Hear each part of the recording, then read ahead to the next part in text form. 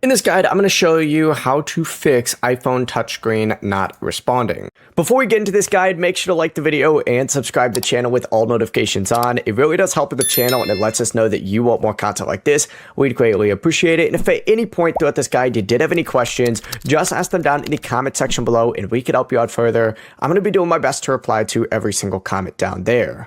Now this can happen when the iPhone freezes or gets stuck because of a software glitch, and you don't need to wait for the battery to die. Instead, you're going to want to force restart it using the buttons. So find the volume buttons on the left hand side of your phone and the side power button on the right. Go ahead and quickly press and release the volume up button, then quickly press and release the volume down button, and then press and hold down on that side power button. And keep holding down on that side power button even if nothing changes on the screen. The screen's going to stay frozen at first, but keep holding it down until it goes black and the Apple logo appears. Once you see that Apple logo, let go of that side power button and wait for the iPhone to restart. And when it turns back on, swipe up and check if the touchscreen is working again. In most cases, this forced restart should fix the unresponsive screen. Before you leave this guide, make sure to like the video and subscribe to the channel with all notifications on. It really does help the channel and it lets us know that you want more content like this. We'd greatly appreciate it. And if at any point throughout this guide you did have any questions, once again, ask them down in the comment section below and we could help you out further. I'm going to be doing my best to reply to every single comment down there. Have a great rest of your day though.